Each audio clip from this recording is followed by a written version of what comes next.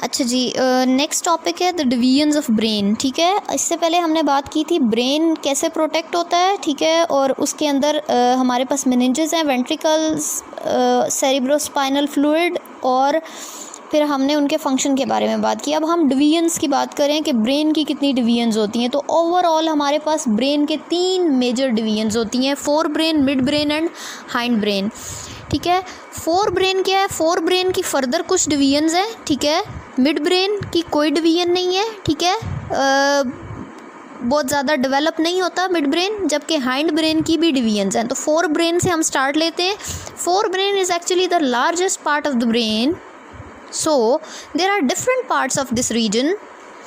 The first part we will discuss right now is thalamus. Thalamus is a part that lies below the largest part of the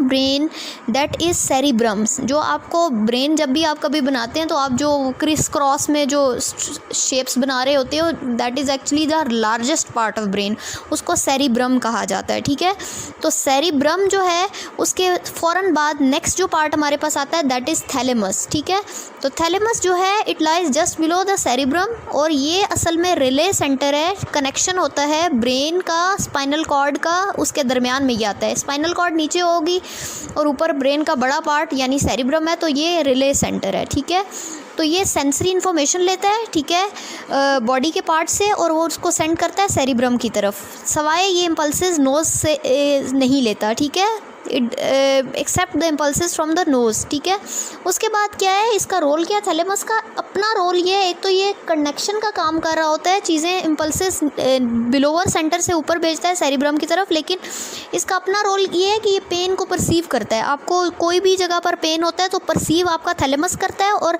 इसके अलावा आपके sleep और wake cycle को, आप कब सोते हैं कब जागते हैं, उसको कंट्रोल कर रहा होता है. ठीक है, थैलेमस के फ़ौरन बाद नेक्स्ट पार्ट है हाइपोथैलेमस. थैलेमस के बाद नेक्स्ट आता है hypothalamus. Hypo means below, thalamus mean thalamus. Hypothalamus is below the thalamus. ठीक है, और इसका साइज़ जो है ह्यूमंस में काफ़ी छोटा होता है, एलमंड के साइज़ के जितना, एक बादाम जितना होता है उतना साइज़ होता है हाइपोथैलेमस का. And one of the most important function is hypothalamus, it link nervous system and endocrine system. Hypothalamus nervous system को और एंडोक्राइन सिस्टम को आपस में लिंक करता है. कैसे लिंक करता है? नर्वस सिस्टम आपका ब्रेन है, आपका स्पाइनल कॉर्ड है और आपकी नर्व्स हैं, जबकि एंडोक्राइन सिस्टम में ग्लैंड्स आ जाते हैं. कैसे ये लिंक कर रहा है? हाइपोथैलेमस के साथ एक एक्सटेंशन होती है, उसके साथ एक ग्लैंड अटैच हुआ होता है, यानी कि आपके ब्रेन में एक ग्लैंड होता है जिसको पिट्यूटरी ग्लैंड कहते हैं, और ये जितनी भी फीलिंग्स होती हैं, रज, गुस्सा, पेन, प्लेयर, सॉरो, ये सारी फीलिंग्स को हाइपोथैलेमस कंट्रोल कर रहा होता है. सो स्टूडेंट्स, हमने डिवीजन ऑफ ब्रेन की बात की कि ब्रेन के 3 पार्ट्स होते हैं, फोर ब्रेन, मिड ब्रेन और हाइंड ब्रेन. हमने फोर ब्रेन के जस्ट 2 पार्ट्स अभी देखे हैं, thalamus and hypothalamus. Next lecture में हम फर्दर इसको प्रोसीड करेंगे.